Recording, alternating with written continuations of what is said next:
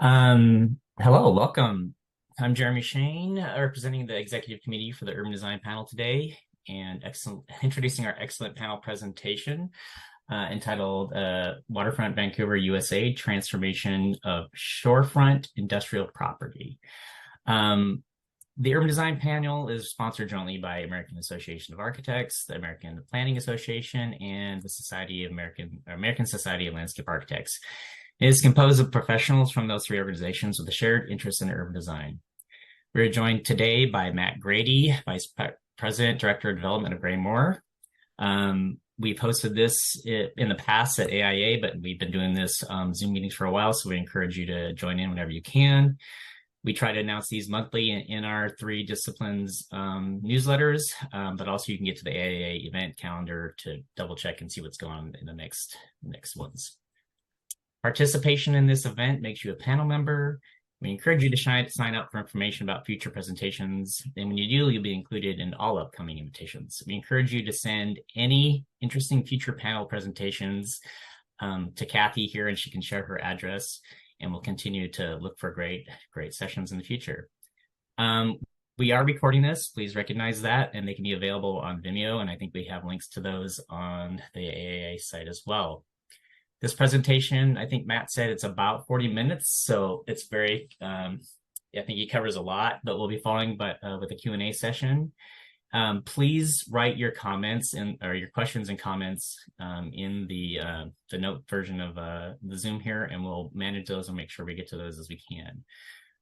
I will be doing that, so please forgive me if I get doubled up on a few things right here. If there's anything else, we can make sure that there's any follow-up questions that may be able to address later on after the presentation if needed. With that, I'll turn our presentation over to Matt, and he can carry us through, and we're looking forward to a great sort of review of the Vancouver waterfront. Thanks for joining us, Matt. Hey, you're so welcome. Thank you for hosting me to give this little story to all you guys. Hopefully some of you have had a chance to come up to this site, and if you haven't, this will be a good introduction for you to maybe entice you to come up here. I'm going to first give you kind of an overview, and I'm going to delve into some nitty-gritty stuff of how this project actually got airlifted through. And it's been a long time, but it's we'll talk about why did we ever look at this land? Well, we kept looking at this land because it was just over the river from Portland, and it was been in industrial use forever. And so we had to hire up a really good development team, and we had to work on land acquisition, which took place from 2005 to 2007. Then we actually went through entitlements and infrastructure development from 2007 to 2018. And finally, vertical development started happening in 2016. And now I'll end up with some takeaways for the discussion. But it's a big site, and it's got a lot going on. So the big picture, people came to this property because it was next to the water. It was a good place to settle. So Hudson Bay was set up camp here in the 1800s, 1845. And then following that, they got into shipbuilding, and it was actually lumber mills first, which really started taking place along the riverfront. And there were multiple mills, not just one mill, but several of them. And then from there, it morphed into mills and shipbuilding. So by 1918, there was all kinds of shipbuilding going on, which is these all the support systems for the ships. And we run into a lot of pilings of those actually when we do underground excavation. In 1962, it was okay, business as usual. We're just set up camp and walk off the shorefront so nobody can see it. And that's Boise Cascade Paper Mill, which set up camp. And right along this area is the railroad, which kind of seals off the city even more from getting to the waterfront. And you move forward again into 1997, and we finally got Esther Street Park over here, but we still have the mill full blown, all inhabited with the railroad, blocking everything off. To get down here, right before acquisition happened, it doesn't look a whole lot different, but we've got some new buildings starting to sprout up in Vancouver, which are taller than just a little two-story settlement. And to kind of rope you guys all in, this is a nice circular pattern by Lion Eye Aerials, which does lots of photographic drone shots for us. And they do they do monthly shots for us so we can see the progression. So these two blocks right in the foreground are lease blocks that we've turned over to Lincoln Properties. We're going to turn the corner and see the linear park itself, which is long and skinny. And you'll see that on the left is a pier, restaurant buildings. And we've got the AC Marriott and the tinted windows, office building, residential with the red stripes, more residential, and ground floor retail, and then two-story restaurant buildings flanking the side of the pier. About 37,000 square feet of restaurant space. Then we have a lay-down yard for one of our blocks to support the Springs Living building, a very new retirement home. We've got the Columbian, which is already inhabited, apartments, that is. We have another block under contract on the far left, which is vacant. We have Alliance Residential building with the yellow building. They're building more apartments. And they just opened the building, which is white, right behind it, which is called the Claro. And they're leasing that one up right now. But you can see the railroad tracks is kind of binds this site pretty tight to the water. And it had been blocked off for about 100 years or more. We've got a surface parking regime going on right now, and soon we will be actually collapse all that surface parking into a garage where this pile of earth sits, along with a crane, which is where the new garage is going to go. And this is the back side of the buildings that are built. Another lot used for surface parking, and then we have a new building this is just finishing up now, block 3. Wraps the corner a little bit more.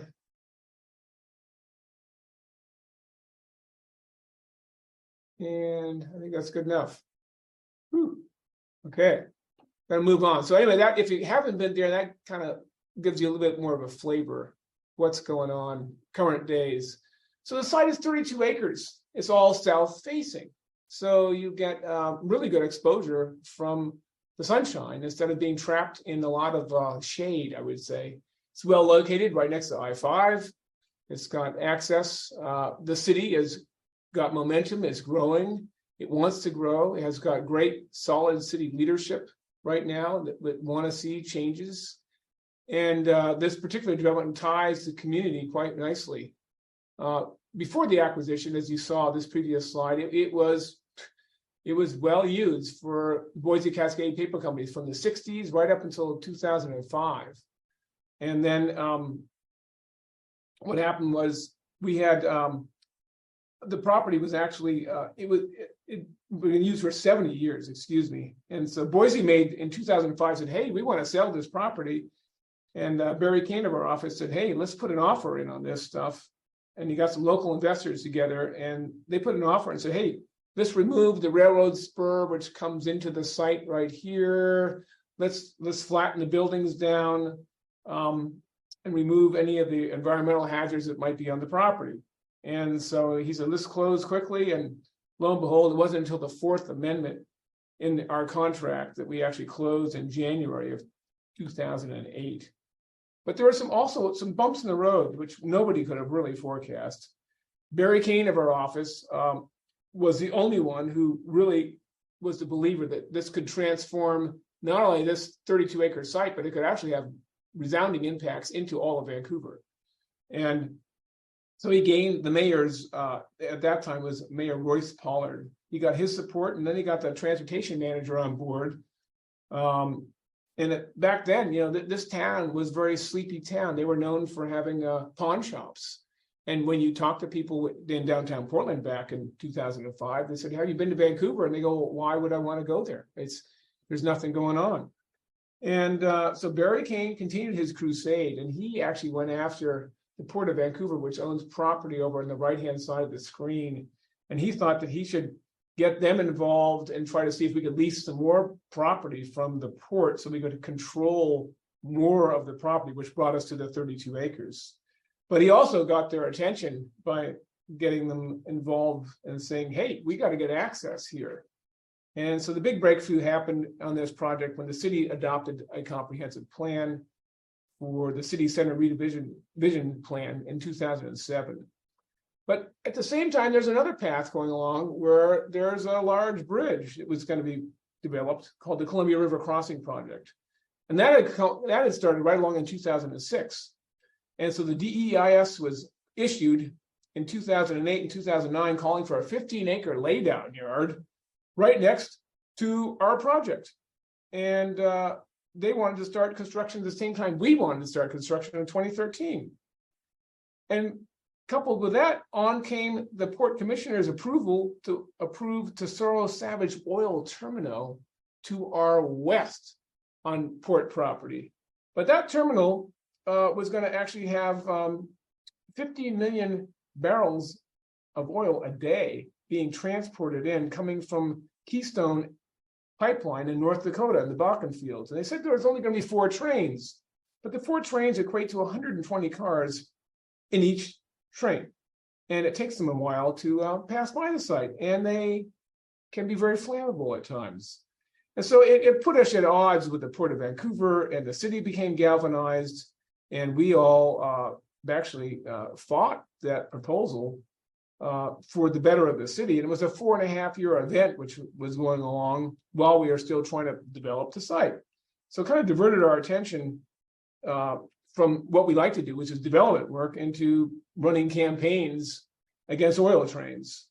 And finally, there was no park really envisioned for this area in the city at all.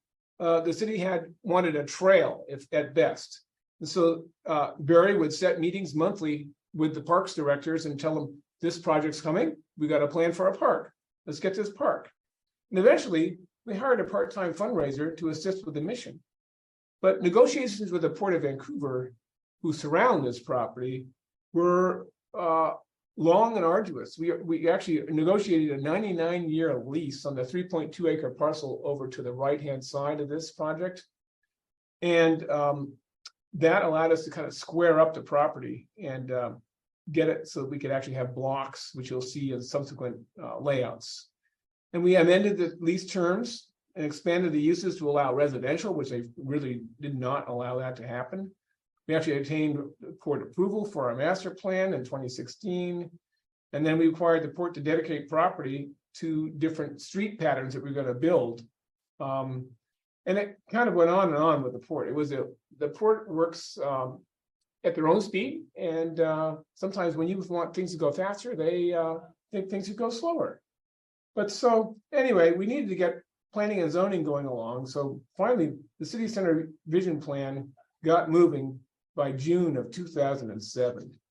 And so at that point, we worked on a master plan, which was approved. And that master plan got us approved for between 400,000 square feet to 1.1 million square feet of office uses. Residential was 2,500 to 3,300 dwelling units. Retail uses were 100,000 to 400,000 square feet and 10 acres of parks and open space. The master plan also set the stage that we had to adopt design standards. We had to do transportation mitigation for our share of impacts. We had to dedicate lands for roads and parks. And we had to do initial core park improvements. And our transportation mitigation was an $8 million payment to the city. And that set us up so that we just actually go through a checklist with each development, and we have actually a plethora of trips which are guaranteed for the life of the master plan. We dedicated the roads, we dedicated parks, we did initial core improvements of another $1 million for core park improvements, then we added another $2 million to that in exchange for additional transportation credits.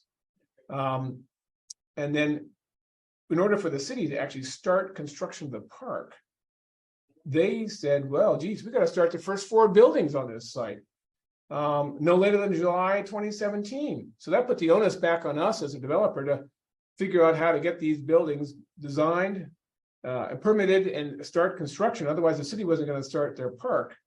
Then we ultimately donated another 3.3 acres of land for the park in exchange for some credits, for park credits, that is. And we also actually installed restrooms, believe it or not, these Portland loos, which you'll see. Finally, we actually ended up paying the city, which we still do today, for maintenance of the park to keep it up to a very high standard. So we pay 33% of the park maintenance fees. So you kind of wonder, well, how does this block layout work? Well, so we ended up with 21 blocks. The ports blocks, which we leased on a long-term lease, are over here on the far right. And what happens is we have Esther Street coming in underneath, and we have Grant Street, the other one coming in underneath, and we had Waterfront Way, and we got Columbia Way, which extended all the way to connect to existing to Columbia Street on the east side. And the green is what's considered our park property in this plan, but it was not an easy deal to come up with this layout. We actually hired multiple architects to figure out the lotting patterns, and the slender shape of the whole site lent it to unusually shaped blocks. The restaurants are the smallest blocks right here, and the most unusual shapes from 13,000 to 22,000 square feet. And the largest is block 18 over here, which is roughly 56,000 square feet. And many are about 35,000 square foot size. We decided we need to put this internal park in here to kind of give respite to these blocks back here. If they couldn't just jump out onto the park, they could at least have something here to throw frisbees and get their dogs out and visit with people. We next worked hard on a whole building mass exercise. And so we started off with a team. It was Twist, which is the master planning for us, was figured out, so Twist architecture, I should say, with David Hansen.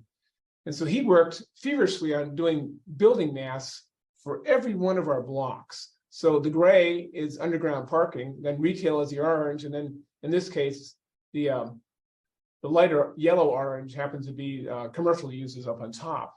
But we did this for every block to try to figure out how much parking was necessary and how much could we actually get given the height limitations that we have.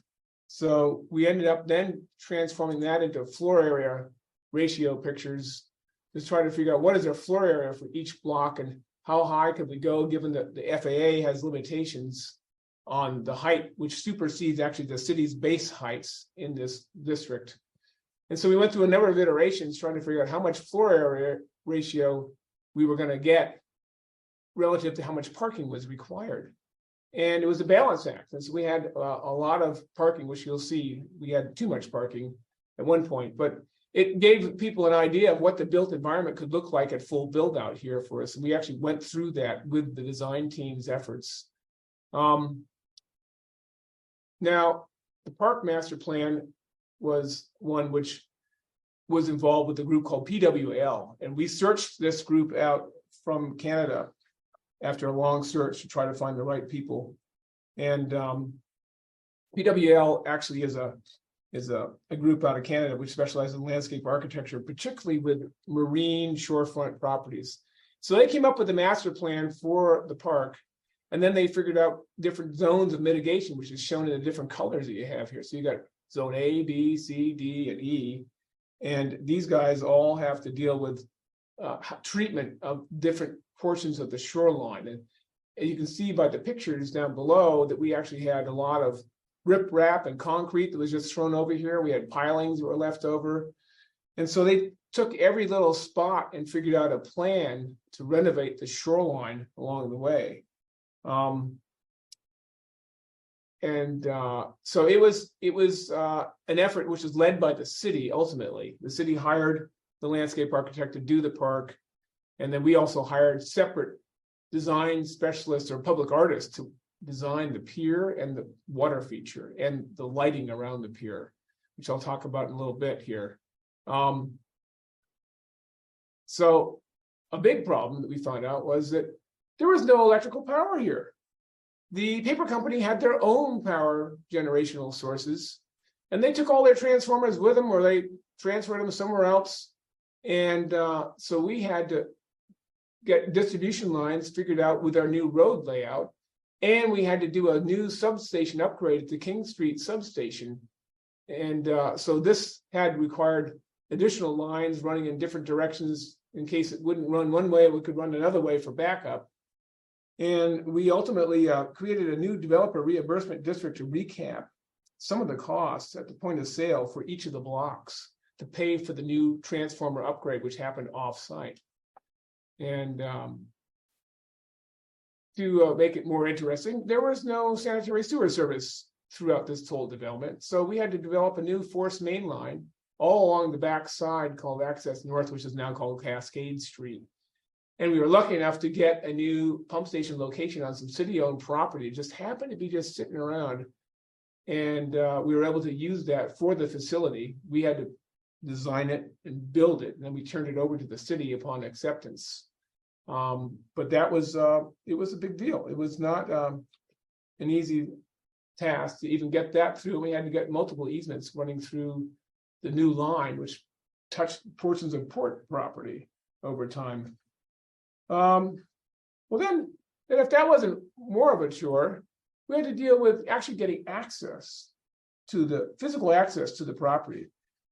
As I said, there were some difficulties earlier on. This whole site was blocked off as being an industrial complex, keeping people away from there, and there was no reason for people to go there. So what happens is we embarked on the $45 million public-private partnership to actually raise the train trestle up above grade, higher than it was before, and redirect the site traffic via Grant Street, coming out here, and then Esther Street. So we actually created a loop coming through, and they had to build an entire separate trestle to put the trains on while they're building this new trestle. So it took literally 3 years to construct this thing. And it was a big effort because they would only construct when they had time to construct, because when they were busy during grain season, during the harvest season for grain, they were just keeping the tracks open the whole time, and they would never ever close it up. So it protracted our whole time period to actually get this access open. And so ultimately we did get it open in September 24th, 2015, and we had a big to-do. I mean, people had never actually been able to get into the site except for the people who are involved with industry. And so it was a big deal for us to get it opened up. And the city had worked long and hard. It was 3 years. And we were able to actually work with the city on our subdivision plan to actually get our plat essentially approved ahead of time, so we could start buildings under construction at the same time we were building the roads. And that has never really been done in the city of Vancouver at all. So they made a big concession for us with a special agreement for our subdivision agreement with them, which I think every other developer wanted to jump on that later on when they found out we did that. But it really helped us to actually produce the buildings at the same time we could be working on the roads. Now, nothing is complete without parking. We talk about parking every day, and this is parking from our master plan, where we had to demonstrate how are we going to park this. So this parking plan relates to the floor area ratio plans you saw earlier, and that was quite the exercise. So you can see this is the ground plate over here at grade. It had parking underneath and in between every block, and then it actually has, in areas where we have open spaces or roads or into the park, we have these highlighted areas. And we realized that we just couldn't build that much parking. As a master developer, you do have the choice of actually developing multiple blocks if you want to take it on yourself. But in this instance, it really was a subdivision. So each of these blocks had to work independent of each other. And so they had to build their own parking instead of us as a master developer building 4 blocks at once with underground parking, and then having to see what the built form is going to be like later. You can't, as architects and designers, probably a lot of you know that you've got to start from the ground up when you design a structure. And so your columns for support are starting down in the underground parking lots, if that's what you so desire to do. So you can't pre-think what the building is going to look like ahead of time unless you actually then would dictate what the development would have to do with all these columns. So we said every developer's got to come up with their own parking. And we actually went to the city and reduced the amount of parking that was shown in this plan. We moved 775 spaces that were under the park or under streets. So next slide. So kind of lighting the match. So this is the first stage where you can actually see construction. So back in, we call it lighting the match.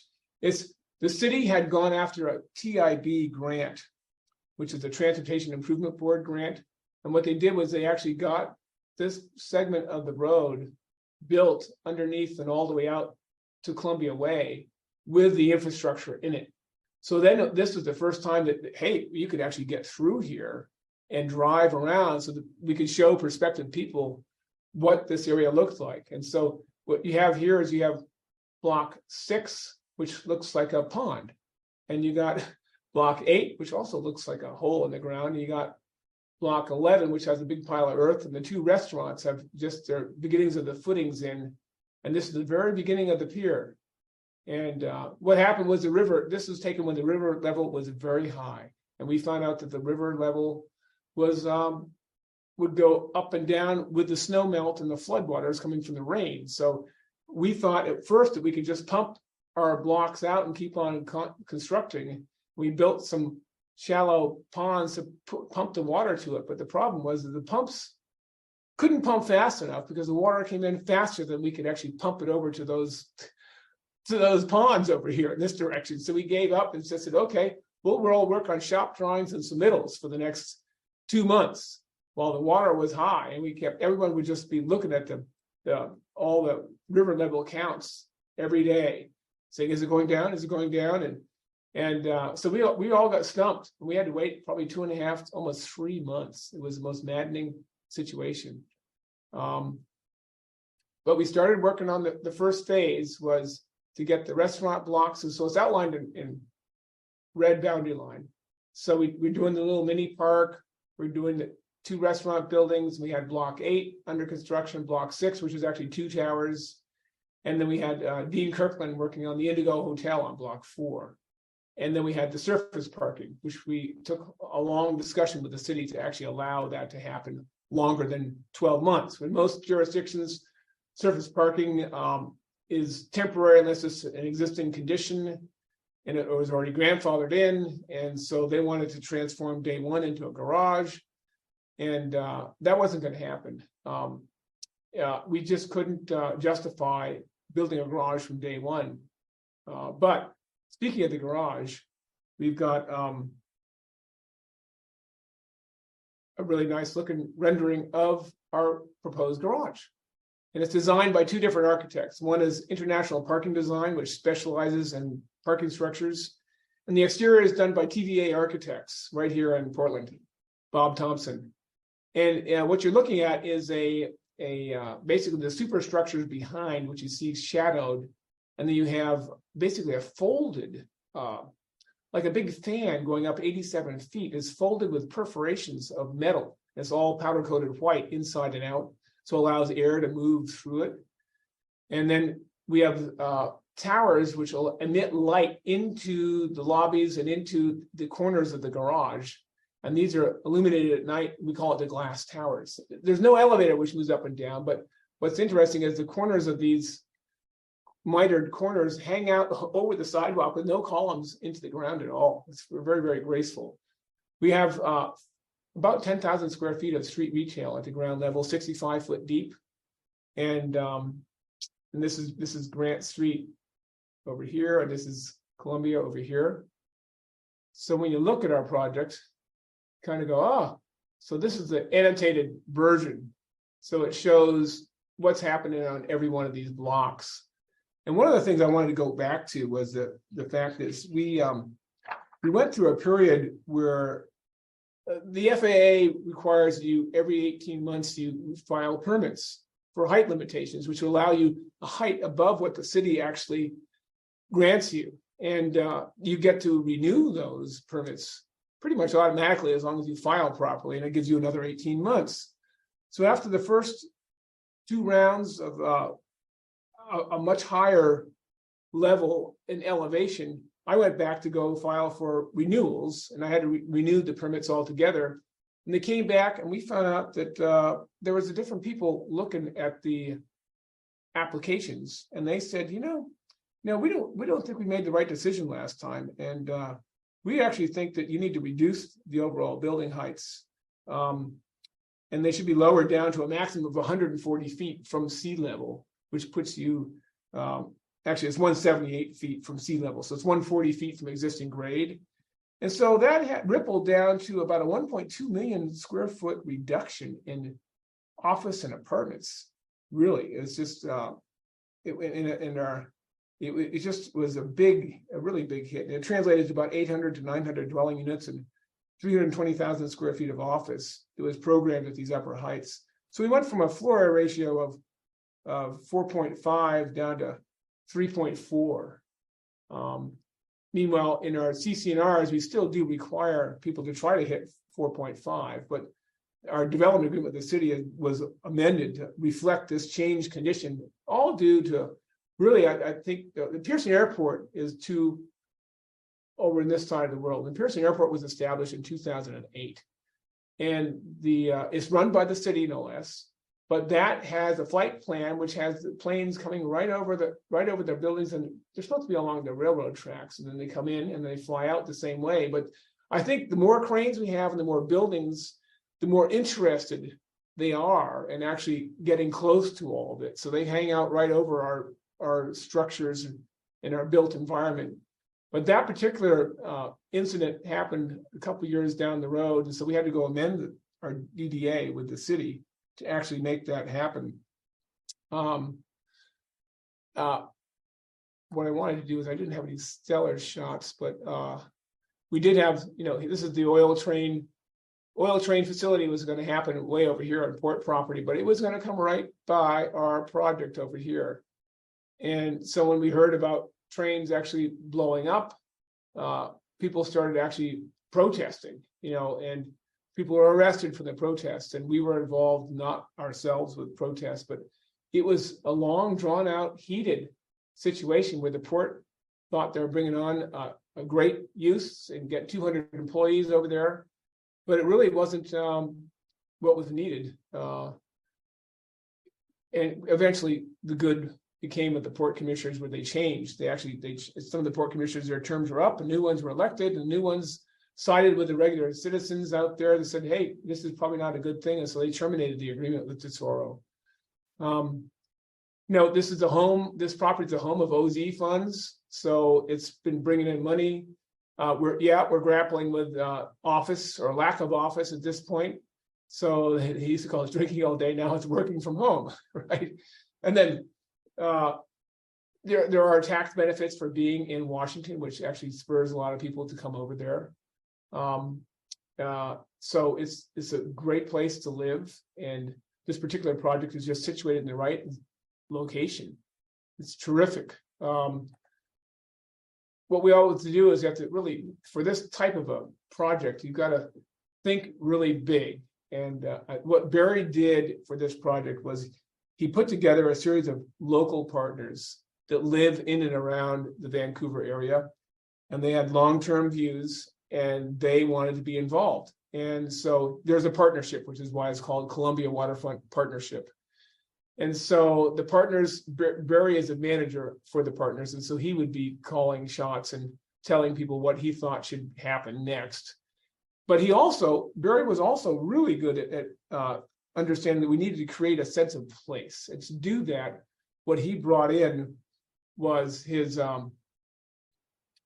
he brought in the public artist for both this beautiful pier and the water feature.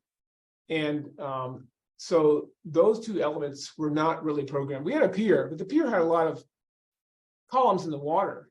And so when we brought on board this beautiful, this amazing public artist named Larry Kirkland, and if you just Google him up, you'll find wonderful displays that this guy has been responsible for. And Larry said, well, we also need to have really good lighting. So you better get Charles Stone on the team, who has illuminated the Washington Monument, for example. And so we got Charles Stone on board with us. And then this is all teamed up with PWL. So we had this triad of some of the most top-notch designers in the world working on the project. And Larry turned to the city and said, well, this pier is okay, but if you actually got rid of the columns in the water and made it hoisted up with cable stays with a mast arm, it would be far more attention getter and something more unique. So for another, $7 million more, the city said, okay, let's go do this. And so the city went on board with it, changed the contract, and got the designs running for a cable stayed pier, which is what you see out there today. The water feature, which is right next door, is 180-foot long, and it's a tribute to the headwaters of the Columbia River.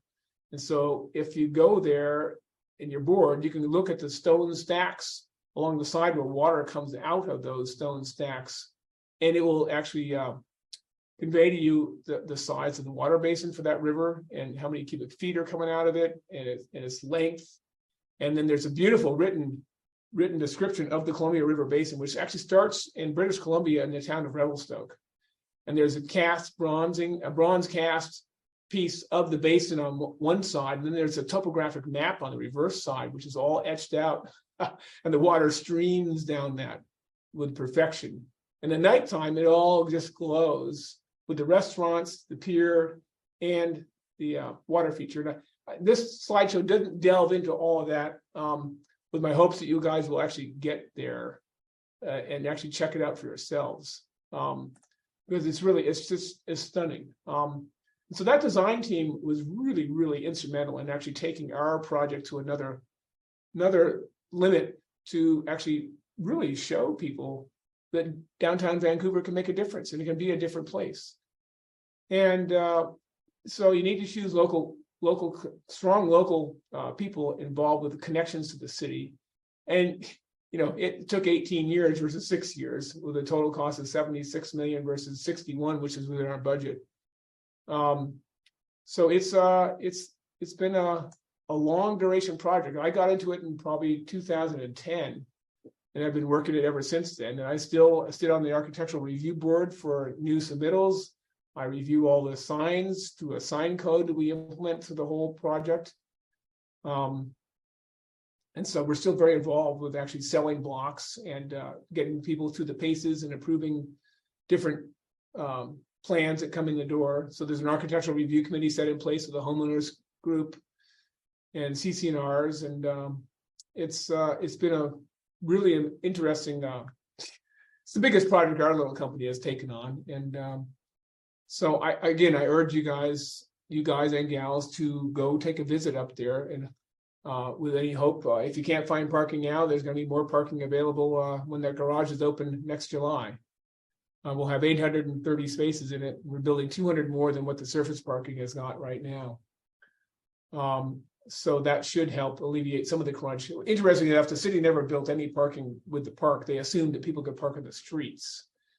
And the city controls the parking on the streets, of which at build out, there may be 200 stalls total. But those are all taken up a lot by employees or people who want to camp out longer. And we both are running at the same rates. I think our garage is going to open up at $2.50 an hour, and the city's at $2 an hour at this point. But again, that's what I've got for you guys. I'm right on target at about 40 minutes. So Awesome. With that, Yeah. what could I answer for you guys? Yeah, thank you so much, Matt.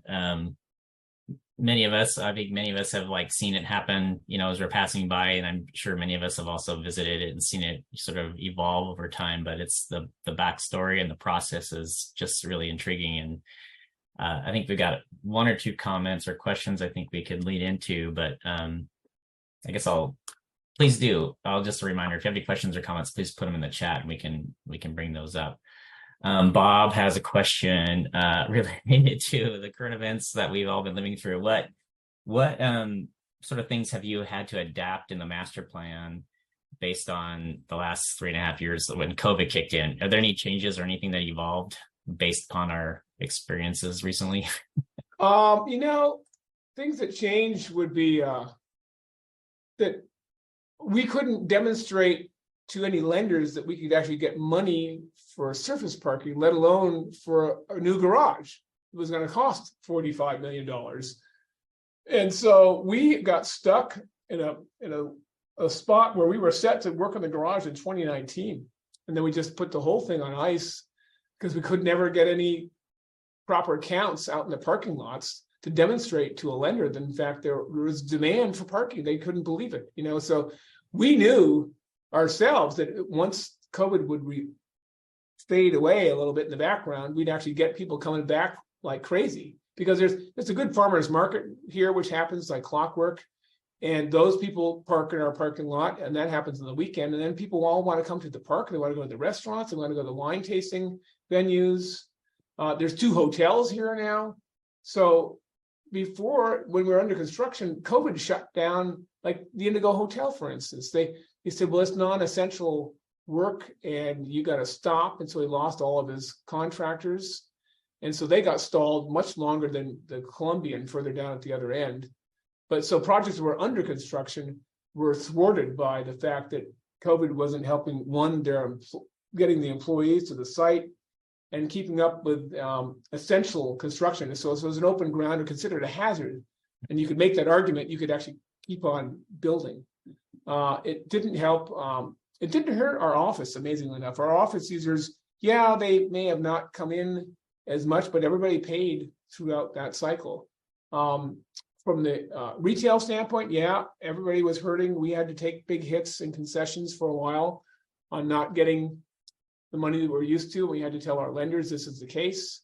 We got delayed in actually getting the last 2 tenants up and building out inside of our 2 restaurant buildings, which are, so the 2 restaurant buildings are, let me see if I can move this over a little bit more. We actually just couldn't get them leased up. You know, Yeah. people were hunkered down, not wanting to execute a lease. So this is the big wall, headwaters wall, where the water runs down this and slides all the way over to this neck of the woods. But the upper floor here is now inhabited by Dos Olas. Well, we had to really entice those guys to get going up here. And we had a big space on the far end of the other building where we now have another winery. Yet again, it's like number 11, I think. So COVID, it slowed everything down. It also slowed prospective buyers on lots. So you wouldn't get interested parties not knowing what they could do, even though the city is very receptive to helping you process permits. It's the end user group is like who's signing leases and can you get lenders to actually lend in that environment. It was tough. You know, it put a wrench into things, that's for sure. Yeah, it seems like the big visions there, Barry had enough momentum going through. I think the main components are there, that there was a lot of things you all pivoted on, and that was just one more thing, it appears to be, along the way, for sure. Mike McCullough has a question. I just rose up here. I think based upon sort of the new development and its sort of orientation and sort of aesthetic, how do you see the connections to the city to the north and the Esther Street character? How do you see them relating? And I guess maybe the fabric of downtown. Is there a perspective on that? Yeah. Well, they do relate, because what happens is there's a direct correlation with the new lease rents that we've been getting and the habitation of apartments here on the waterfront and what happens behind the railroad berm. So there's a big ripple impact which has taken place. And one of the other developers up here has actually taken a hard look at it with Eco Northwest and actually plotted out year by year the different developments that have taken place as a result of our project opening up in 2018. And what other parcels then started to redevelop themselves. Like you got the area apartments right behind us, which is right close to City Hall. And that one's came on board shortly thereafter. We actually got a really real grocery store 8 blocks away to the north, which is something that no grocer wanted to come down into downtown at all. We've got a new office building, which is a couple office buildings built over by City Hall. You got Holland Development, which has built a whole nother structure, and they got office and they got retail on the bottom, and they're going. And so it's caused a new transformation for all of downtown Vancouver, not just this one new neighborhood. And so having the access connections is imperative. And so if you didn't have the access connections with straight, easy getting in and out, it would have never happened that way. But Barry Kane, the visionary that he was, said, hey, we got to get the access figured out at the same time we start trying to develop this site. Otherwise, the vision really won't happen. So it's been a very positive influence. Cool. I think it's apparent that it's kind of planting the seeds for evolution into the downtown. Sophia has a question. When the master plan was being assembled, was there an assumption that residents would also work or would work and live in the area so that the office spaces would be supported by the nearby residential? Absolutely, that was the plan, and we were the first proponents. We built the first office at 63,000 square feet, and the idea was all of our advertisements and marketing was geared towards play, live, and work in the same spot. And so our little office building is plugged with people. It's full. We have people asking us to be down here. We don't have any more office space. So just to our east is the new building for Zoom Info. And Zoom Info is not the Zoom that we're all using to communicate with. This is another group which actually gathers data big time. And so they needed 500,000 square feet over time. And so the first 350,000 square feet are being built along with 1,200 parking spaces. And that's just immediately to our east. And so they are bringing on a lot of office.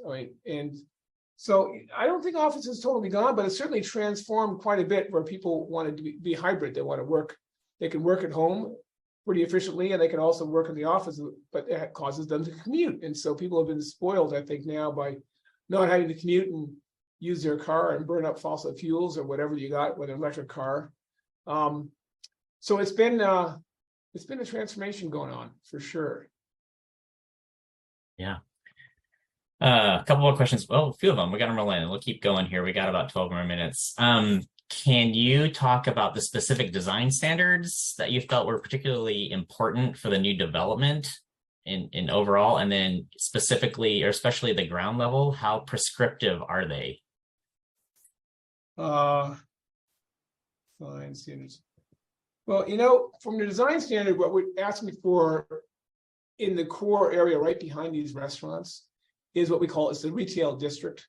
And so we require everyone who's building right around this section to have retail at the ground level, have at least 14 feet clear or higher if we can get it. And then to also make places for actual signage. And we also encourage the developers to have storefront depths of at least 40 feet, if not even deeper. 60 feet is even preferred. So we look at their plans from the ARC's approval standpoint. We give them suggestions about what we think is better or best, but we also have to dictate oftentimes where they can gain access. On each block, you can't get access on every corner necessarily. And you always have a back of house with these projects, and you've got transformers, you've got trash, you got loading, and then you have where people are getting into garages, whether it's above grade or below grade, and then you still have to have your retail. And so it's an exercise that we actually put discretion on as part of the ARC to actually make that more palatable. Some of the building designers are relegated to low rise, so they're just peaking at 85 feet. So they're often doing 3/5, which is 3 levels of concrete and 5 of wood. And what we're finding is that they like to distribute their floor plates at heights that are almost all even. So what happens is they skimp on the ground level and only get to 10 feet, 9 inches or something, where we really need to have a higher push to go up more, but they don't want to lose the units, which is part of their pro forma to gain income on the project costs. And so we run into issues when we're talking to different applicants about that and how they can get it up higher. And so we've been able to be pretty successful on most occasions. Then we have a color palette, which we like to be lighter in colors or contrasting. We don't like everyone to be using the same architecture. Our design standards are fairly fluid, but the ARC committee, composed of 3 of us, are probably way harsher than what the city's design review is. And they have to go through us first before they get to the city. So we kind of give people the work over, sometimes a couple rounds in a fairly quick time period, unlike maybe the other jurisdictions might be a long time trying to get people through. We want to get people through pretty quick. But again, ground floor retail is really important to us, and we want to make it so it's visible, accessible, and illuminated at nighttime so people can see it. I think I beat that one up. Well, there's a question I think is sort of builds on that a little bit. Did you explore alleyway layouts for site planning, infrastructure maintenance? Did you explore with the density in the blocks? Did you explore those secondary alleyways for that? Well, we have a couple of these which are we call muses, which actually are pedestrian oriented, and they could be turned into vehicular oriented or both. And so some of them are in between our block layouts. We had some different layouts where they weren't actually real roads. Let's see if I got one in here. So, for instance, this series here, these blocks, we assumed that we'd have a space between the buildings, but they could make their own pedestrian ways here. There's a pedestrian way which is shared between these two blocks here. There's another one here. And there's another one which runs right along in here. And so we have a series of muses and pedestrian ways which have no vehicles. Block 6, we created our own separate muse in here because we broke our building up into 2 different pieces. So developers have the option of doing that if they don't want to have a full plate on the podium. This particular one here is a private drive between these 2 blocks or a pedestrian way. And so we actually have a fair amount of flexibility on some of these blocks to do things differently. We have another pedestrian way which marches right through here. The idea is to make it line up somewhere in here. We haven't sold these blocks over here yet, so these are the next ones coming online. And then the closest road that we have to an alleyway is called Cascade Street along the back. And Cascade Street is designed with only a 6-foot wide sidewalk on the back, and it's designed as a service street. So blocks could have 2 accesses in and out along this street here, but there's no parking on it because it's not wide enough for fire protection. But that's as close as we got to alleys, I would say. But again, some of the blocks between 6 and 4, we kind of created our own pedestrian realm, which then morphed into allowing vehicles to park for block 4 for their valet parking. So it's a kind of a one-way passage where they come in and they valet park and they pop out the other side. Yeah, it makes sense to offer the pedestrian permeability to the river and use sort of the up against the railroad for the utilitarian aspect. So I think that kind of answers that question. Yeah. A question: what percentage of what remains that doesn't have developer plans? What percentage is undeveloped yet? What doesn't have plans? Oh, probably 3 blocks. 3 blocks or so. Yeah. So the second question in that is, are there any plans for a direct connection to the water for swimming or access or? Well, if you actually walk along this portion of the river on the beautiful trails that are in this park, the river is at its deepest channel running along our side of the frontage here. So the ships come in closest to us to go underneath the bridge. It's the deepest channel, it's the fastest currents. Amazingly enough, there is one place that you can get into the water in this little cove over here in this section of the world. There are these big steps which go down over the side, and on high water days you can get there, and on low water days you're walking over a rearranged riprap which was created to help stop any further erosion.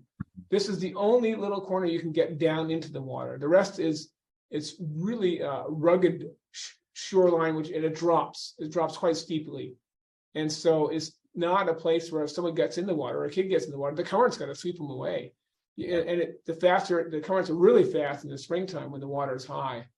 But so that is our only place in the park design where we actually have steps, and we as owners were concerned that would be abused and people would have issues with it. But so far we haven't had anybody get caught in any currents and go out into the boat channel. Yeah, well, I can understand that channel there. And the other place we did have a proposal for a fishing pier off this side of the world, and that got nixed because the slope of the transom going out to the dock area was going to be too steep when it was low water for ADA capability, and the grant said you had to comply with ADA capabilities. So then the design team caught up with the idea where they could build a structure in the water which would stop the float from going down even if the water went lower, but then it would be really a costly experience to create this dock on a pedestal, right? Basically. And so they just said, let's just leave this for another day. That's interesting. I got a couple more questions. We got 3 minutes, so we'll kind of see what we can get here. Did the city require and or did you envision affordable housing in the overall sort of program of this master planning? We always wanted one of our blocks. No, the city didn't require it. That's number one. Number two, it's all market price, but we as developers had worked in the past with trying to get a nonprofit group to actually come forward and actually offer a block at a more reduced price for them. But we just, it never really came to fruition, and people looking for affordable housing were doing smaller size projects instead of these blocks are, well, not all of them are big, but they're not all super small either. And so they became interested to do projects around us as we were developing. It was actually setting the scene for a couple more projects that have been getting done just uptown from us. Small ones, not big ones, but we didn't, as a developer, we weren't conditioned with that from the city. But it certainly didn't pass our radar screen that we thought we should we talked to different groups who thought they might get there, but yeah, affordable housing is, a lot of those guys work with tax credits. And so they got to get certainty on the chunk of land that they can get. They got to get it all designed and approved almost before they can actually file for the credits. So it's quite a lot of work. And I only know the very little bits of it, but yeah, it's a commendable task, but it hasn't been achieved here on the waterfront. Okay, and then so maybe with the different types of housing you've described, another part of that question was public transportation access. What was the plan for that, or did you think about that in terms of just for those who don't want to use their cars? Correct. Well, you know what? We're regulars with C-Tran, and we go after C-Tran, and we told them this project was coming. It's coming. We're building now. What are you doing? Have you changed your routes? So finally, they brought a route in which comes in on Esther, turns a corner and loops around this way, or maybe it comes all the way down here. And then they stopped it because, in fact, the contractors were blocking the road every which way, so they couldn't come down Columbia Way on a regular basis. So the new plan is to have a new formal bus stop in front of Block 7 at the garage, which will be what's it's going to be called like the Vine plan. So they're articulated buses which run headways during normal times almost every 15 minutes, and they stop only like for a minute, and you can board them on 3 different locations, and so the boarding is all level, it's going straight out into them. And so we've been meeting with C-Tran about how that layout's going to work with a facility right on the corner of the block where they'll turn in and go back out. And so that's about a year and a half out right now. There's a bus stop there, but again, they've been Block 3 and Block 4 are blocking passage coming through on Columbia Way. So they take over half the lane, and so for a bus driver to even get down there it was more than tricky. And the bus drivers don't like to get down onto Waterfront Way. Right. They feel it's just too narrow and too intimate, and they don't like going around the curve radiuses. Well, Matt, thank you so much for the presentation. We've hit our 1 o'clock hour. I want to make sure we're moving forward so everyone can get along their way. We've had great, in-depth presentations, some great conversations. Thank you for your time. Again, we'll make this available on the AIA website, and it's on Vimeo. So if you need any information, you can reach out to Cappy.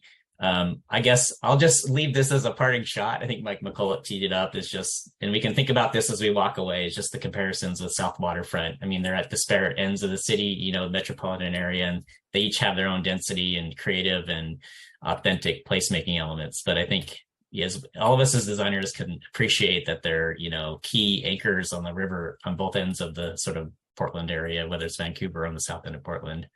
So I don't know if we have time to talk about that, but I do want to thank you again and let everyone to get along their way. I don't know if you have any parting. Well, no, I'm glad to share the story with you all. I think it's a great group of people to understand a little bit more about the details about how a big project like this happens, which it doesn't happen overnight at all. Well, thank you. Yeah, a lot of claps, a lot of thank yous in the notes here. So appreciate it. Stay tuned for our next UDP coming up next month. And if there's any questions, please forward them along. And I don't know, Matt, if you're entertaining questions along the way, or any sort of further outreach, we can forward them your way. Well, yeah, you can forward them my way and I can answer them. Okay. Yeah. Awesome. Thank All you right. all.